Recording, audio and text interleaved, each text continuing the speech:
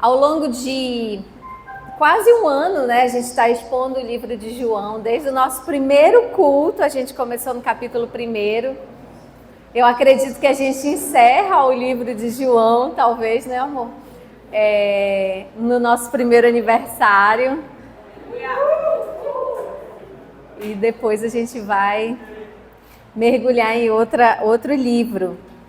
A narrativa da paixão no Evangelho de João, ela tem muitas peculiaridades que não são encontradas nos demais evangelhos, nos evangelhos sinóticos, que é Mateus, Marcos, Lucas. Então, eu queria citar aqui algumas peculiaridades. Por exemplo, aqui os romanos, eles têm um papel mais central nas próximas descrições, narrações. Eles aparecem, inclusive, na cena da prisão. Existia a Pilatos, toma um espaço maior. Não só aqui a partir do capítulo 18, não há descrição, a menção de João sobre a agonia de Jesus no Getsêmani, como tem em Marcos, mas também, em geral, João ele buscou apresentar Jesus como aquele que está no controle. Então a nossa leitura, eu estou te trazendo essa apresentação justamente para a tua leitura já estar compreendendo um pouco melhor, né? Outra coisa também, nesse capítulo 18, não há menção do beijo traiçoeiro de Judas. Jesus vai em direção à sua prisão e controla esse momento, o curso desses eventos. Jesus ele é apresentado como aquele que interroga aqueles que estão lhe captando, os seus captores, e demonstra de tal forma a sua glória que você vai perceber que eles vão cair no chão. Há diversas passagens em João que não têm paralelo com os sinóticos. Você pode perceber que a nossa Bíblia, ela sempre há menções, né, dos paralelos dos demais sinóticos.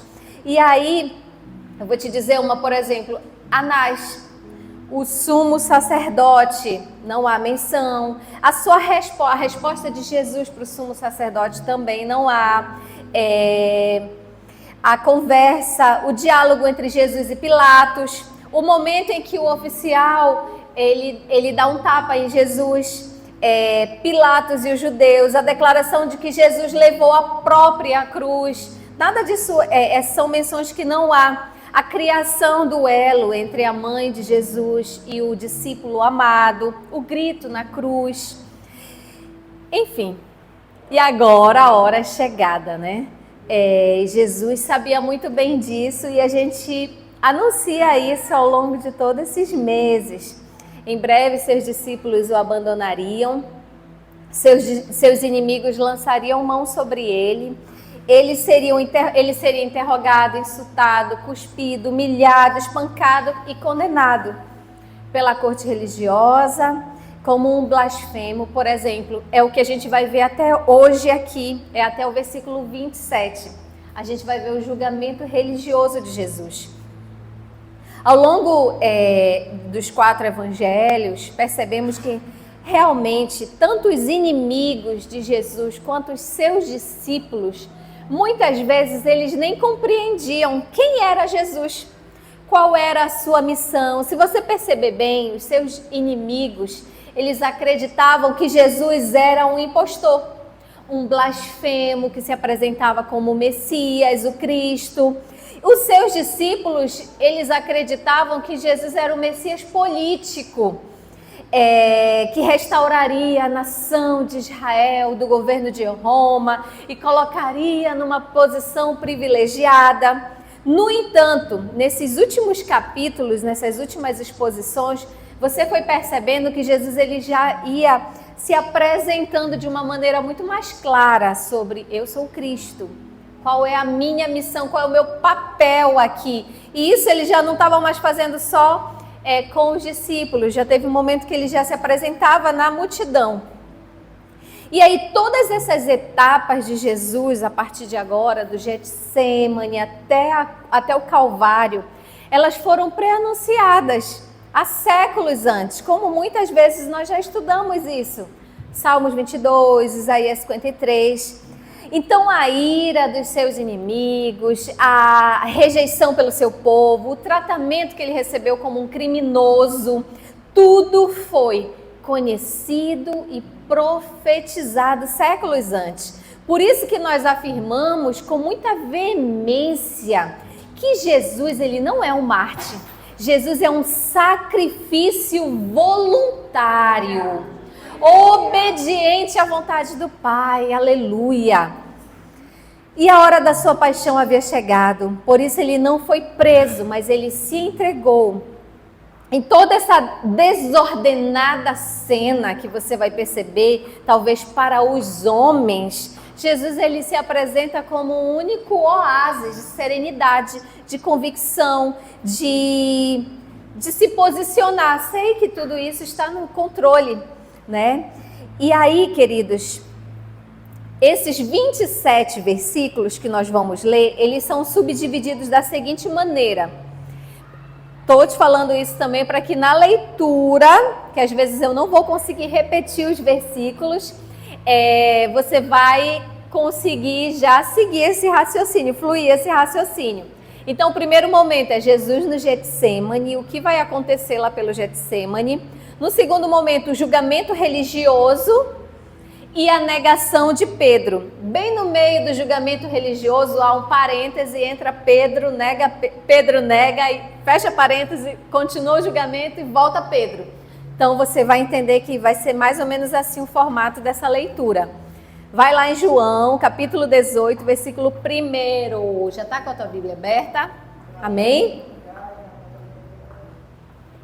Amém. Olha, do 1 ao 9, vocês vão ver que é João 18. Do 1 ao 9, do 1 ao 11, é Jesus no Getsêmani. Tendo terminado de orar, Jesus saiu com os seus discípulos e atravessou o vale do Cedron. Do outro lado havia um olival, onde entrou com eles. Ora, Judas, o traidor, conhecia aquele lugar, porque Jesus muitas vezes se reunira ali com os seus discípulos. Então Judas foi para o olival, levando consigo um destacamento de soldados e alguns guardas enviados pelos chefes dos sacerdotes e fariseus, levando tochas, lanternas e armas. Jesus, sabendo que o que lhe ia acontecer, saiu e lhes perguntou: a quem vocês estão procurando? A Jesus de Nazaré, responderam eles. Sou eu, disse Jesus. E Judas, o traidor, estava com eles. Quando Jesus disse, sou eu, eles recuaram e caíram por terra. Novamente lhes perguntou, a quem procuram? E eles responderam, a Jesus de Nazaré. Respondeu Jesus, já lhes disse que sou eu. Se vocês estão me procurando, deixem ir embora estes homens. Isso aconteceu para que se cumprissem as palavras que ele dissera, não perdi nenhum dos que me deste. Simão Pedro, que trazia uma espada, tirou-a e feriu o servo do sumo sacerdote, decepando-lhe a orelha direita. O nome daquele servo era Malco. Jesus, porém, ordenou a Pedro, guarde a espada. Acaso não haverei de beber o cálice que o Pai me deu? Assim, o destacamento de soldados com o seu comandante e os guardas dos judeus prenderam Jesus. Amarraram-no e o levaram primeiramente a Anás, que era o sogro de Caifás, o sumo sacerdote naquele ano. Caifás era quem tinha dito aos judeus que seria bom que um homem morresse pelo povo. Simão Pedro e outro discípulo estavam seguindo Jesus. Por ser conhecido do sumo sacerdote, este discípulo entrou com Jesus no pátio da casa do sumo sacerdote. Mas Pedro teve que ficar esperando do lado de fora da porta. O outro discípulo, que era conhecido do sumo sacerdote, voltou, falou com a moça encarregada da porta e fez Pedro entrar. E ela então perguntou a Pedro: você não é um dos discípulos desse homem? Ele respondeu: não sou. Fazia frio. Os servos e os guardas estavam ao redor de uma fogueira que havia feito para se aquecerem. Pedro também estava em pé com eles, aquecendo-se. Enquanto isso, o sumo sacerdote interrogou Jesus acerca dos seus discípulos e dos seus ensinamentos. Respondeu-lhe Jesus: eu falei abertamente ao mundo. Sempre ensinei nas sinagogas e no templo onde todos os judeus se reúnem. Nada disse em segredo. Por que me interrogas? Pergunta aos que me ouviram. Aos que me ouviram, certamente eles sabem o que eu disse. Pergunta aos que me ouviram, certamente eles sabem o que eu disse.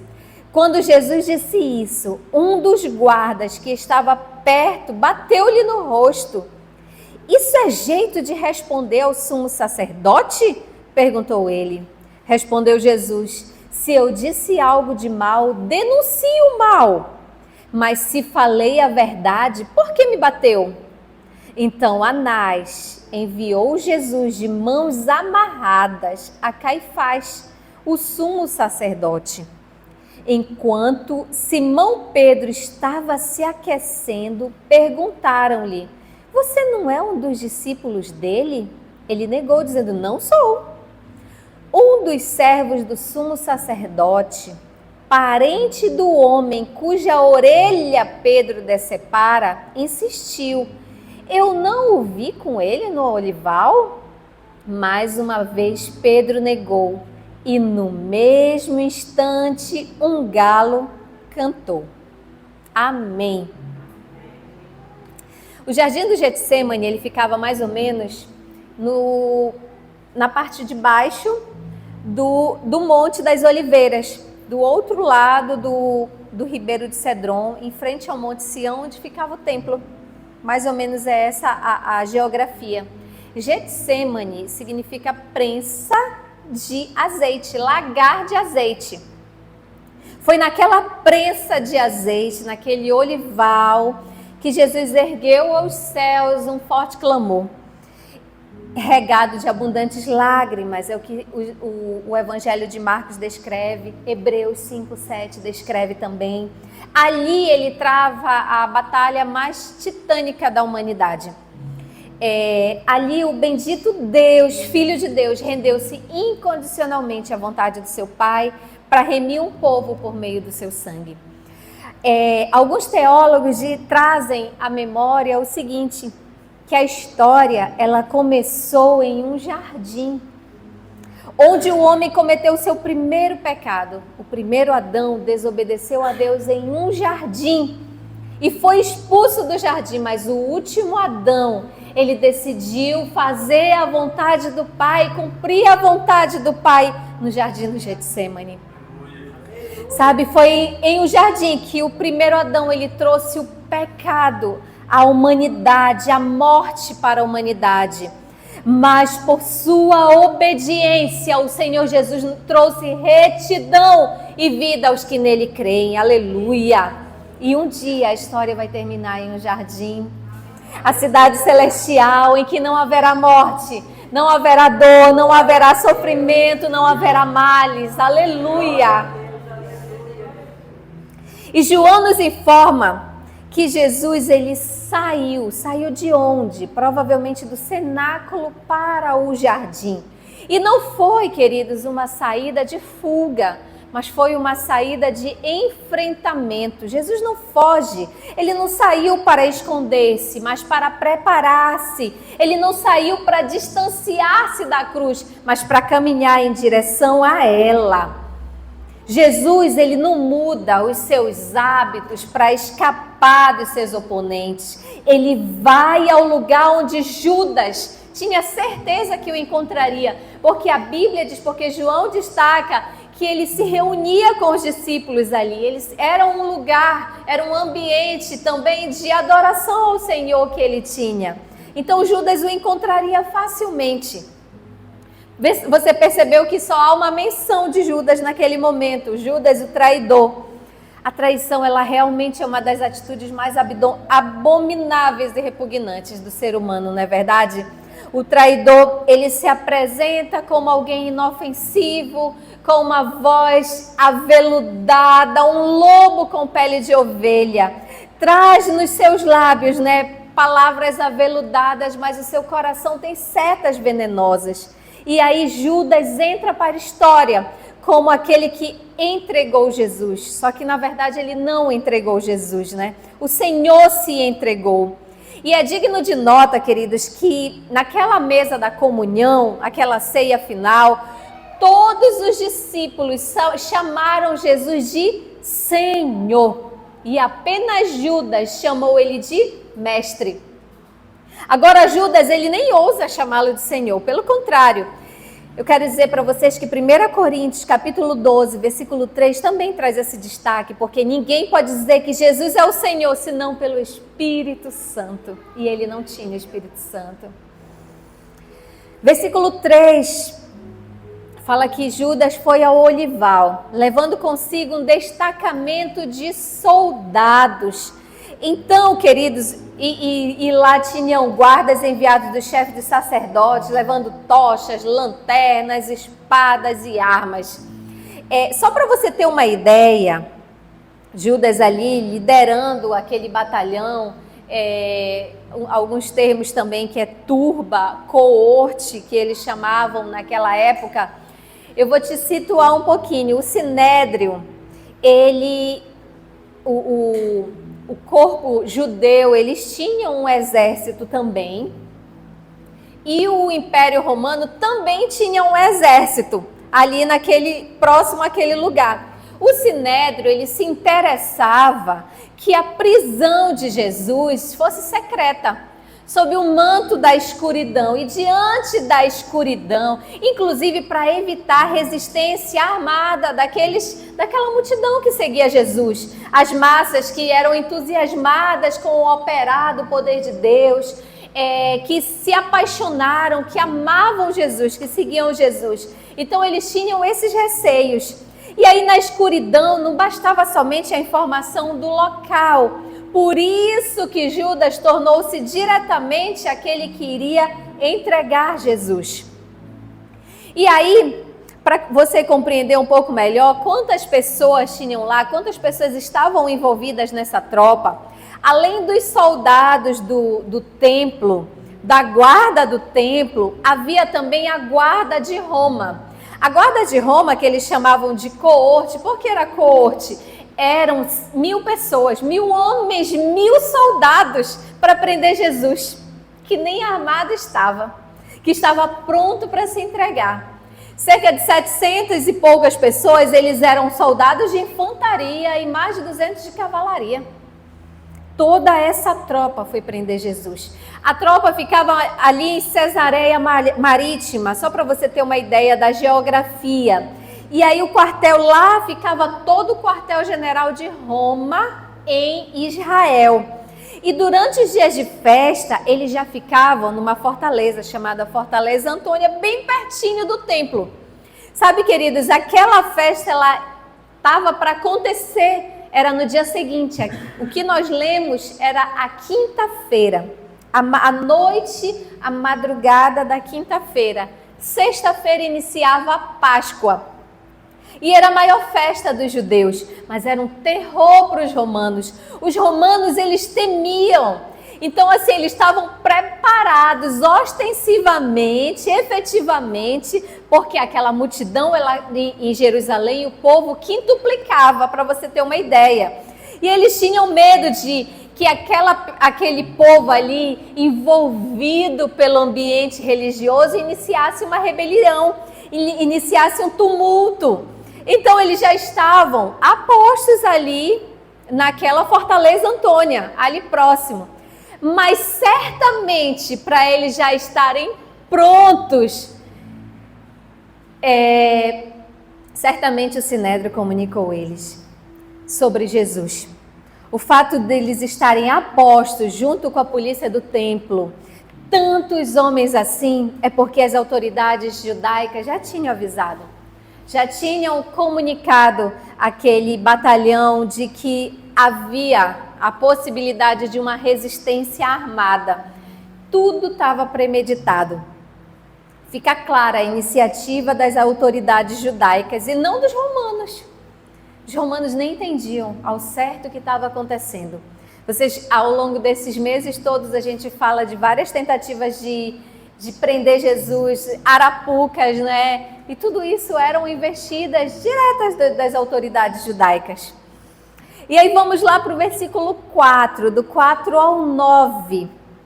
Você percebeu que no versículo 4 ao 9 começa um blá blá blá, que é: quem vocês estão procurando? Aí eles dizem: Jesus de Nazaré. Eles: sou eu. Aí logo depois o que acontece? Quando Jesus diz sou eu, eles recuam e caem, tropeçam nos seus próprios pés. E aí Jesus pergunta de novo: quem vocês estão procurando? Eles: Jesus de Nazaré. Eles: não já disse que sou eu? Libera esses homens que estão comigo. E foi isso que aconteceu nesses versículos aqui. Perceba que nada se ocultava da mente de Jesus. Tudo estava ali, eu imagino que muito claro, né? Ele sabia todas as cenas que ele iria passar. A Bíblia diz que Jesus saiu. Ele saiu de onde no versículo 4? Jesus provavelmente saiu, alguns dizem, saiu do portão do jardim, saiu da gruta, saiu de uma casa. Provavelmente ele saiu do meio das árvores, né? Saiu do meio da escuridão para se apresentar. Afinal de contas, eles tinham tochas, eles tinham fogo e estava clareando aquele ambiente. E Jesus avançou para se apresentar. E ali acontece, nesse momento, o famoso beijo, que não é mencionado no capítulo, como ainda há pouco a gente falou, João não menciona. E se pensar bem, queridos, o beijo ele foi totalmente desnecessário pelo que a gente acabou de ler. Totalmente desnecessário, além de mesquinho, de diabólico. Para o ato mais infame que Judas cometeu, você pode perceber, ele escolheu a noite mais sagrada da festa, sabe? A noite mais sagrada, porque ia começar a Páscoa. Algumas horas ia começar a Páscoa. Outra coisa, o lugar mais sagrado ali era um lugar de adoração, de reunião, de devoção do mestre. E o símbolo mais sagrado, um beijo. E também o mais absurdamente ridículo. Pensa bem, de que no popular foi ridículo. Como se Jesus pudesse deixar de se identificar. Não sou eu, como Pedro fez. E no versículo 5 apenas menciona que Judas estava lá, não fala nada do beijo. Judas sabia que tinha tido muitas tentativas de prender Jesus, utilizadas até então para matá-lo, mas todas essas tentativas foram fracassadas. Então, na sua mente totalmente desprovida de entendimento, ele imaginou que Jesus ou os discípulos ofereceriam alguma resistência. Se você for pensar bem, nas ministrações passadas, aqueles que estiveram presentes, capítulo 13, a gente mencionou sobre Judas. Semana passada o Elielson também mencionou sobre Judas. Judas Iscariotes, ele estava tão envolvido e mergulhado no pecado da avareza, pela voz do diabo, como dizem as escrituras, que ele não havia compreendido ainda que para o que Jesus tinha vindo ao mundo. Ele andava com Cristo, mas ele não compreendia nada do plano eterno de Jesus de dar sua vida pelos pecadores. Só por aí você tem uma ideia do nível de cegueira espiritual que esse homem tinha, de falta de entendimento, de incredulidade. Essa era a situação que ele se encontrava. E longe de se intimidar de todo aquele aparato militar, Jesus diz o quê? Sou eu. Ele se apresenta, ele tem plena consciência daquele momento. E que espetáculo espetáculo que simplesmente todo mundo cai ao chão. Nesse momento, subitamente, a palavra de Jesus, sou eu, os que vieram prendê-lo, como que perdem o chão debaixo dos seus pés e caem todos. Imagina, era uma multidão, mais de 1.000 pessoas. O inesperado, sabe, nesse comportamento de Jesus, foi inesperado, ninguém esperava isso, a iniciativa dele, ele se adiantar, ele que falou primeiro, a maneira como ele havia tomado essa situação nas suas mãos, a majestade da sua voz, o seu olhar penetrante nos olhos daqueles homens. Tudo isso a gente fica ali conjecturando. Será que foi isso tudo? Eu só quero dizer uma coisa que a gente não consegue explicar o que ocasionou. Mas certamente foi o poder de Deus. O operar da palavra do nosso Deus. Alguns teólogos dizem que nesse momento Jesus ele se apresenta como o rei de tamanha soberania. E Jesus deixa claro que não são seus inimigos que estão no controle dessa situação. Jesus, como eu disse, ele não está sendo preso, ele está se entregando. E no momento que ele está se entregando, ele libera, ele pede o quê? Libera esses homens que estão comigo. Porque eles viram que tinham os discípulos com ele. Aquele cálice era só para ele. Ele mesmo destacou no versículo por acaso não beberei do cálice que o meu pai me deu? Por isso, queridos, a gente vê que Jesus, no versículo 8, ele se apresenta como o sumo sacerdote que amorosamente protege os seus. Que foi o que ele fez com os discípulos, dizendo que deixa eles seguirem, deixa eles prosseguirem, esse cálice é só para mim. No versículo 10, o Evangelho de João é cheio de detalhes. Por exemplo, ele diz o quê? Provavelmente ele conhecia Malco, né? O soldado. E aí ele destaca esse nome. Outra coisa também, João, ele estava com uma espada, é o que a Bíblia fala. Mas em João já vem e diz assim, o termo utilizado no grego faz um destaque que é uma pequena espada, provavelmente um facão de 15 centímetros. Assim é a tradução do grego. E João certamente foi uma testemunha ocular de muitas coisas. Outra, ele conhecia o sumo sacerdote e certamente conhecia o soldado do Sinédrio. Versículo 11. O versículo 11, ele tem um paralelo muito bom com Mateus. Mateus 26, se você puder abrir, que aí eu já nem explico o versículo 11, só de nós lermos 26, 52 ao 54, a gente consegue compreender. Pode colocar, Bruno, por gentileza? Versículo 52, diz assim. Espera o Bruno. Mateus 26, 52 ao 54.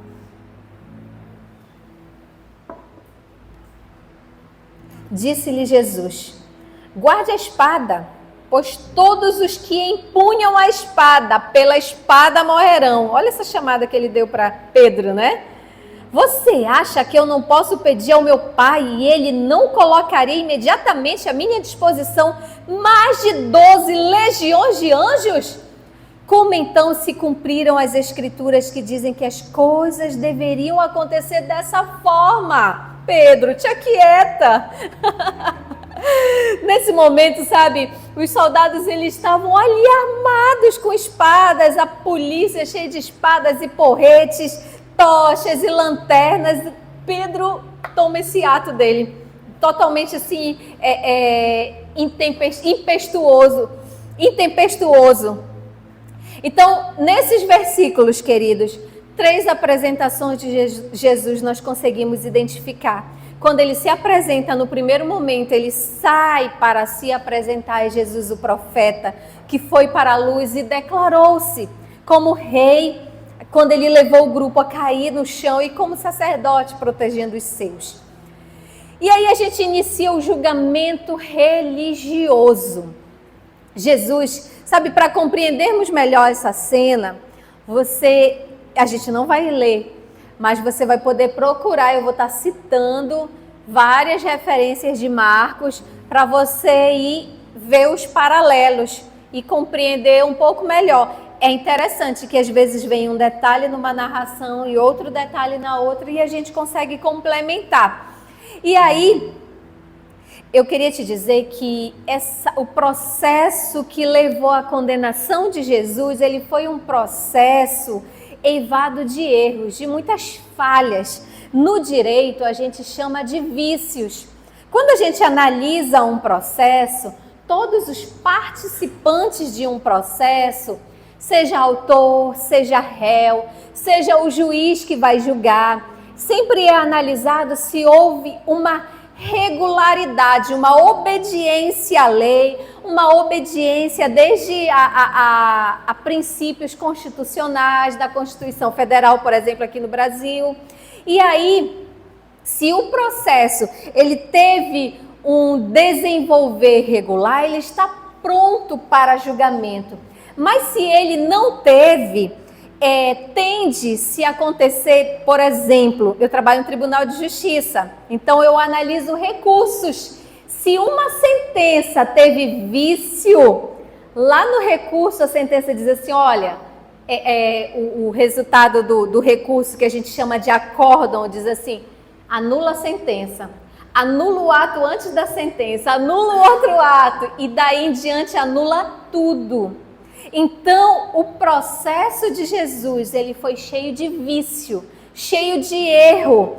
E a gente vai pontuar aqui essas falhas que constaram no processo de Jesus. Tanto, queridos, as autoridades judaicas, elas tropeçaram na sua própria lei, nas suas próprias leis. Elas atropelaram as normas no julgamento de Jesus, para que se cumprisse a vontade deles, diante do ódio que eles sentiam de Jesus. Então, desde a prisão de Jesus, no Getsêmani já começa a acontecer muitas falhas, muitas deficiências. Jesus passou por 2 julgamentos, um julgamento religioso e um julgamento judicial. O judicial ele foi feito pelo governador, que hoje a gente vê um julgamento pelo juiz, na época foi feito pelo governador. E o primeiro ele aconteceu nas mãos dos judeus, o segundo já foi nas mãos dos romanos. Por uma questão de ajuste no tempo, a gente só vai conseguir ver o julgamento religioso hoje, senão já são 19h16, que hora vai terminar o culto hoje? Quanto mais eu lia cada versículo, a gente tem vários livros em casa e para construir, eu disse assim, meu Deus, já está em 10 páginas essa ministração, que horas vai acabar o culto? E aí a gente fica no julgamento religioso e na próxima ministração de João a gente prossegue. E aí, queridos, ele teve 3 estágios, esse julgamento. Ele foi aberto com Anás, o antigo sumo sacerdote. Em seguida, Jesus ali levado para ser ouvido no tribunal, ouvir as testemunhas. E então, na sessão já de manhã, foi dado o voto de condenação. Nesse contexto ele também foi julgado. Eu vou dizer quais foram os juízes de Jesus. Os juízes do justo juiz. Os juízes de Jesus foram Anás, um homem ganancioso, um homem venenoso, um homem como uma serpente, vingativo. Caifás, um homem rude, hipócrita, dissimulado. Pilatos, que era supersticioso, era egoísta. E Herodes Antipas, um homem imoral, um homem indecente, ambicioso, superficial. Esses foram os juízes que julgaram Jesus. Só um momento.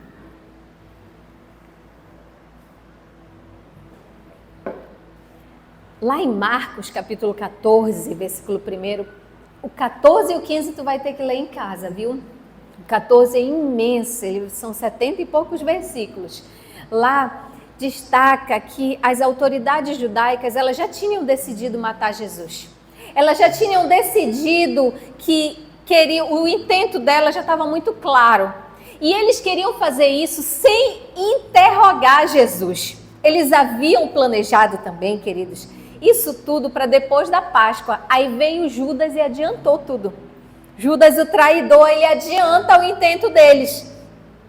Então, assim, esse processo, ele é uma simulação de justiça, é um simulacro de justiça que a gente chama, sabe? Porque ele é uma farsa do princípio ao fim, ele é uma fraude. Pois não tinha outra finalidade, senão que tivesse uma mera aparência de legalidade, porque era um crime que eles já tinham forjado para condenar Jesus. Ainda assim foi difícil para eles. Vou te citar alguns pontos que viciaram todo esse processo de Jesus. As leis da época, elas não permitiam que uma pessoa, um prisioneiro, fosse interrogado pelo Sinédrio à noite. E tudo começou à noite. Outra coisa, não era possível isso acontecer antes do sábado ou antes de uma grande festa. Mais um vício. Nenhuma pessoa podia ser condenada senão por meio de um testemunho, de duas testemunhas. Mas a gente vai desenrolar um pouco, havia muitas testemunhas falsas que foram, eu diria que contratadas praticamente, né? Foi combinado. O anúncio de uma pena de morte, ele só poderia acontecer um dia depois do julgamento. Um dia depois de acontecer o processo, né? Houve testemunha, houve o acusado, houve todo mundo. E não podia ser executada no mesmo dia. Tudo aconteceu em horas com Jesus. E eles sentenciaram Jesus à morte. E tudo isso cedo já tinha uma condenação pelo Sinédrio. A reunião do Sinédrio, ela foi totalmente ilegal. Aconteceu à noite. Ouviram testemunhas só contrárias a Jesus e incoerentes. A prisão de Jesus, ela foi feita por meio de suborno. Judas foi pago, não foi? Lembram disso? Jesus, ele foi solicitado a se autoincriminar. Então vamos lá alguns pontos. No versículo 13, Jesus encontra-se com Anás. Anás, queridos, ele era uma liderança, ele era uma autoridade desqualificada para aquele processo, porque ele era ex-sumo sacerdote, ele não era mais sumo sacerdote. Antes de ser levado ao Sinédrio, Jesus foi levado para esse homem, Anás. Quem era Anás? Ele era sogro de Caifás. Anás, ele foi deposto na época pelo governo romano, e ele teve da sua família, depois dele, ele teve 5 filhos, ele teve Caifás e ele teve um neto como sumo sacerdote. Só por aí você ter uma ideia. E o povo, aquele homem, ele tinha tanto desejo por poder que o povo também ratificava a honra a ele, todo o poder a ele. Então, assim, ele era praticamente um sumo sacerdote emérito, só por honra, só por prestígio, só por aclamação, só por influência. Outra coisa, queridos, aquele homem, depois que veio o governo romano, a posição do sumo sacerdote, ela ficou muito controversa. Por quê, queridos? Eles começaram a se envolver em intrigas, em confusões, em corrupção, em suborno, e tudo misturado, religião com política. O cargo de sumo sacerdote, ele ia para o que mais bajulasse o governador, o que mais bajulasse Roma, que tivesse mais disposto a baixar a cabeça para o governador romano. O sumo sacerdote, então, era aquele que colaborava com o governo, que comprava a comodidade, o prestígio, o poder, à custa de negociações. A família de Anás, como eu disse, aquilo tudo, gente, é como se tivesse uma monarquia se perpetuando. Tudo da família de Anás. Para você perceber, quais foram os filhos dele? Eleazar, Jonatã, Teófilo, Matias e Anás. Aí vem Caifás, vem o neto. A perpetuação na igreja, e aquela verdadeira monarquia manipuladora, opressora. E para você perceber que isso não acontece só nos nossos dias. Jesus já tinha se deparado com isso e Jesus já tinha se posicionado energicamente contra isso. Por isso que certamente Anás, ele nutria no coração dele muita raiva de Jesus, muito ódio de Jesus. Porque vocês lembram, Jesus saiu quebrando tudo na frente do templo, confrontando esses homens, e ainda disse que aquele ambiente, aquelas pessoas, era covil de salteadores, então eles odiavam Jesus. E aí, queridos, o interrogatório de Jesus por esse sumo sacerdote emérito, ele foi, na verdade, eu diria que ponteado para que desse tempo suficiente para chegar. Acorda todo mundo, foi mais ou menos assim, acorda todo mundo que vai ter um julgamento, acorda aí os fariseus, os escribas, os saduceus, chama todo mundo que vai ter julgamento. Enquanto isso, deixa Jesus lá, Anás enrolando ele. E aí, porque tudo isso foi altas horas da noite, se Jesus tinha que ser acusado para o governo romano, ele precisava ser acusado por uma autoridade competente. E quem era a autoridade competente no ambiente judeu? Caifás. Aí por isso que, para que tivesse uma máscara de legalidade, de regularidade no processo, depois de todo aquele papelão de Anás, ele diz assim, manda para Caifás. É como se Caifás fosse homologar, chancelar, carimbar. Agora está tudo certo, entendeu? Agora o processo está regular. Outra coisa, queridos, Marcos, que eu disse para vocês, né? Vocês vão ler 14 e 15. Descreve um pouco Jesus diante do Sinédrio. Deixa eu te dizer o que era o Sinédrio. É como se fosse a corte suprema dos judeus. E era composta por 71 membros. Saduceus, fariseus, escribas, homens respeitáveis, anciãos de uma maneira geral. E o sumo sacerdote presidia o tribunal. E aí, naquela época, os poderes do Sinédrio, eles eram limitados, porque quem governava ali eram os romanos. Então, os poderes deles estavam limitados à religião. O Sinédrio, ele tinha plenos poderes com relação a essas questões religiosas. E também certo poder de polícia. Vocês lembram? Ele tinha até uma guarda, uma escolta. E eles não podiam aplicar a pena de morte. Suas funções não eram de condenar, eles só preparavam tudo e mandavam para o governo romano. Era assim que funcionava, é como se fosse o papel da polícia, a polícia civil. Se você for ver um processo criminal, a polícia, ela vai preparando todo o inquérito, aí o juiz diz assim, produz tal prova, um advogado de defesa, o Ministério Público, enfim, pedem a produção de uma prova, e o juiz diz assim, olha, polícia, produz tal prova, faz tal perícia, houve fulano, houve beltrano. Depois o delegado manda todo o processo para o juiz, para prosseguir uma outra fase. Então, na época de Jesus, quem preparava tudo era o Sinédrio. E aí, eu falei das testemunhas ainda há pouco. Gente, as testemunhas, Mateus 14, 50 e pouco, vai descrever muito bem como elas se apresentaram naquele momento. Segundo a lei, e quando eu digo a lei, é Deuteronômio, capítulo 17, lá nos primeiros versículos, e Números 35, diz que não existiria prova evidente, robusta contra ninguém, até que houvesse cumprido esse requisito, que era o quê? Ouvir duas testemunhas.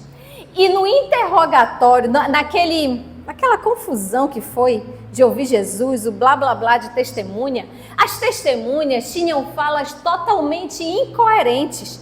Marcos, ele é enfático em dizer, chama a testemunha, aí a testemunha fala e não bate com o que a outra testemunha está falando. E assim foi nesse ato de julgamento de Jesus. Elas eram totalmente desqualificadas porque elas não concordavam entre si. Não batia. E sabe o que é mais trágico, queridos? É uma autoridade religiosa tentando manipular a fala das pessoas, encorajando o povo a mentir, a pecar, e contra Jesus ainda. Isso durante a sessão mais especial que o Sinédrio, no final das contas, foi a sessão mais especial que eles fizeram, porque foi o julgamento de Jesus e diante do único homem que cumpriu todos os mandamentos, como bem a gente falou alguns domingos atrás. Outra coisa, aquele procedimento, como é que ele funcionava? Precisa ouvir primeiro as testemunhas e depois ouvir o réu, depois ouvir Jesus. E outra coisa, as testemunhas de defesa de Jesus precisavam ser as primeiras e depois as testemunhas de acusação. Por isso que Jesus diz no versículo 21, por que tu está me interrogando? Pergunta aos que me ouviram o que lhes falei. Eles sabem o que eu disse. Agora tu entendeu por que Jesus disse isso? Jesus, ele não construiu provas contra si mesmo. Ele não deu munição ao inquiridor dele. Outra coisa, esse interrogatório no versículo 19, esse interrogatório de Jesus, ele vem com perguntas capciosas, perguntas que é ardilosas, para levar o engano, a confusão do raciocínio, manipular a fala. Anás interroga Jesus acerca de seus discípulos e da sua doutrina. Lembra que diz isso? Anás, ele não tinha interesse em saber a verdade, queridos. Isso é fato. Ele quer apenas encontrar uma ocasião para acusar Jesus diante das autoridades romanas. E ele não conseguia constituir essa prova, gerar essa prova. Ele precisava fazer uma armadilha. Eles precisavam fazer isso contra Jesus. E aí, outro ponto, Jesus vem com uma resposta audaciosa no versículo 20 e 21. Jesus responde que o seu ensino foi público. Ele disse assim, olha, eu não escondi nada de ninguém. Eu anunciava tudo francamente, claramente, de maneira muito transparente para toda a sociedade, para dentro da igreja, dentro das sinagogas, fora. Eu estava ali anunciando diante de vocês, nada foi oculto.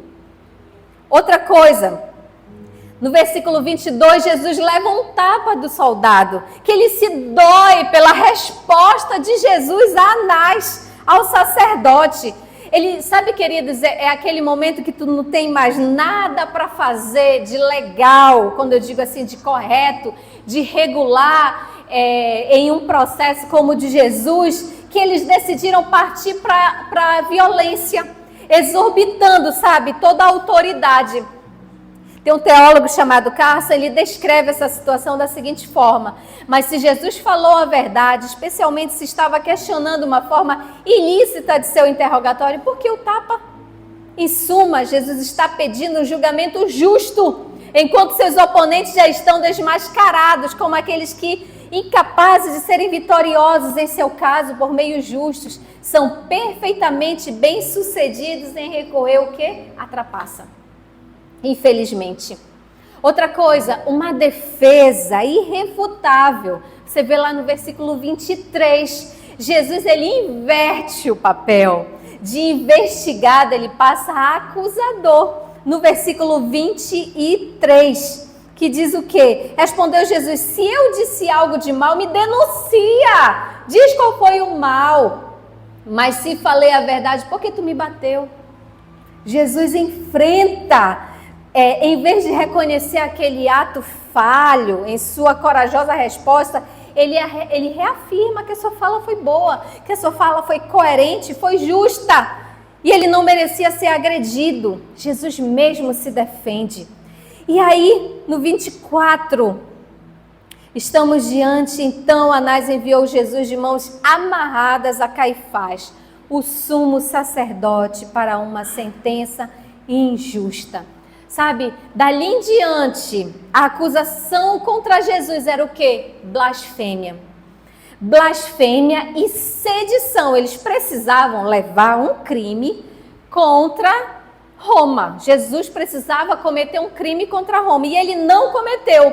E eles alegaram o quê? Olha, esse homem, ele está provocando uma rebelião contra Deus e contra César.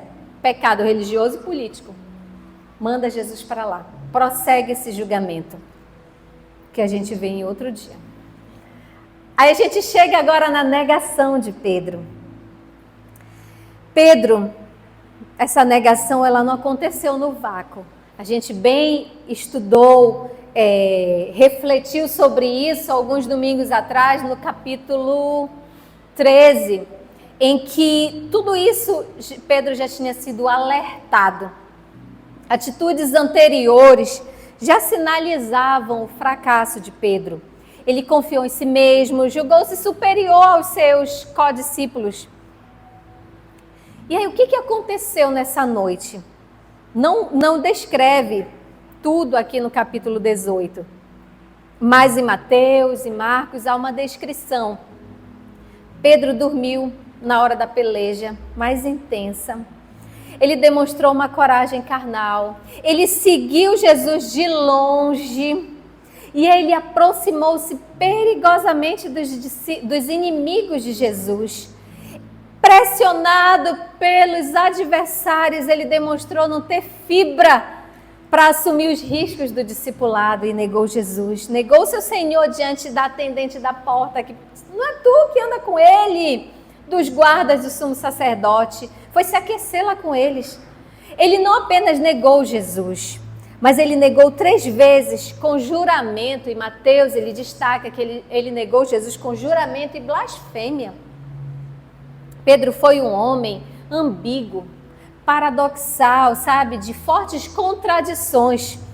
E ele tinha, eu diria que arrombos de intensidade, de coragem, de ousadia e atitudes de extrema covardia. Era um homem de altos e baixos. Era de escaladas e quedas. E aí eu quero destacar 3 pontos apenas de Pedro, que a gente já tinha feito um destaque, e a gente encerra o livro falando de Pedro. Então a gente fala bastante de Pedro nesse livro de João. Pedro, ele sofreu o perigo dos lugares errados. No versículo 15, o mesmo Pedro que seguiu Jesus de longe, ele entrou no pátio da casa do sumo sacerdote. Aquele era um terreno escorregadio. Jesus mandou liberar os outros. Libera eles, deixa eles irem. E Pedro expôs-se perigosamente. Outra coisa, Pedro, ele estava diante do perigo das companhias erradas. Queridos, aquela noite fria, tenebrosa, Pedro vai se aquecer do lado dos soldados. Olha só, Hernandes Dias Lopes, ele poeticamente diz o quê? Naquela noite mais trevosa da sua alma, ele buscou a luz tenebrosa da fogueira da negação. Ali, enquanto seu corpo se aquecia do frio da noite, a sua alma mergulhava na severa nevasca da sua história. E o terceiro perigo de uma negação covarde, sabe, apesar de toda a sua confiança, quando ele declarou amores, defesa, morrer com Cristo, naquele momento, queridos, isso tudo serviu para ele entender que ele não se conhecia, mas Jesus conhecia ele muito melhor do que ele imaginava. Assim é conosco, Jesus nos conhece muito bem. A gente às vezes até se engana, porque o nosso coração ele é enganoso. Mas o Senhor, ele nos revela o que tem de mais imundo no nosso coração a ser tratado, a ser purificado, a ser limpo por Ele. Amém? Amém. E aí, primeiro, ele nega, diante da encarregada da porta, uma criada que diz assim, tu não andava com ele, tu não era discípulo dele, e peremptoriamente ele diz, não sou. O Pedro, que era tão seguro, se torna um homem medroso, covarde. Aquele homem tão autoconfiante, agora ele não tem mais, ele nega Jesus. Ele pensava que ele era o mais forte dos amigos dele, mas agora ele estava cavando o abismo da alma dele. Se você for perceber, sabe, queridos, ele estava negando seu nome, sua identidade, sua fé, seu apostolado, seu Senhor. Porque ele disse ao Senhor, Senhor. Segundo, diante dos servos do sumo sacerdote, ele negou. E terceiro, diante de um servo, parente de Malco. Olha só, João conhecia toda aquela galera ali. Ele descreve isso. Pedro, ele tinha acabado de cortar a orelha de Malco, foi colada, e o parente dele parente de Malco, ainda o reconheceu. E ele disse que não era discípulo, que não conhecia Jesus. Se você for perceber, Jesus ele enfrentou todos os seus interrogadores com muita coragem, ele nada negou, enquanto que Pedro se acovardou diante dos seus interrogadores e tudo negou. Ó a contradição. Mateus 26, nos últimos versículos 70, 72, 74, ele traz essas descrições de Pedro negando Jesus. A primeira ele diz assim, não sei do que você está falando. Na segunda ele diz assim, não conheço esse homem. Ele fala com forte ênfase e Mateus diz que essa fala dele foi com juramento, um falso juramento. Ele empenhou a sua palavra, a sua honra para negar que ele se relacionou com o Filho de Deus. E a terceira vez, que é no versículo 74, ele diz, não conheço esse homem. E Mateus diz que foram palavras de blasfêmia. Além de negar com juramento, Pedro, se você for perceber, obrigada Dani, ele desceu ao último degrau da sua queda. Foi cruel. Ele começou a praguejar e falar impropérios na tentativa de esquivar-se de Cristo. Eu queria te convidar a ficar de pé.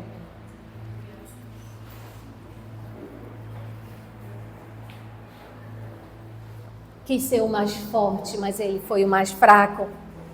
Melhor e foi o pior.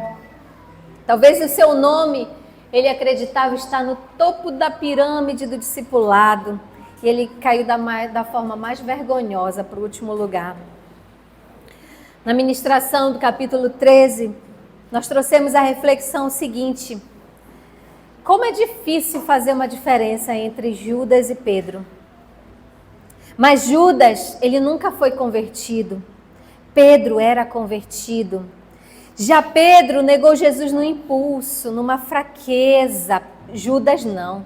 Foi deliberado, foi refletido, foi calculado, foi premeditado. Ele traiu Jesus a sangue frio. O pecado de Judas foi premeditado, de Pedro não. Vigia, irmão. Vigiemos todos nós. Oremos, busquemos dia após dia a face do Senhor, pois todos estamos sujeitos à queda. Eu quero te trazer a memória também, com relação a essa passagem tão rica. Quantas vezes você diz ser vítima da injustiça humana? O homem de Deus, ele confia no seu Senhor. Confia em Deus, homem. O nosso Deus, ele sofreu essas injustiças e muita humilhação, mas ele se fez justiça, aleluia! E ele contempla as tuas lutas.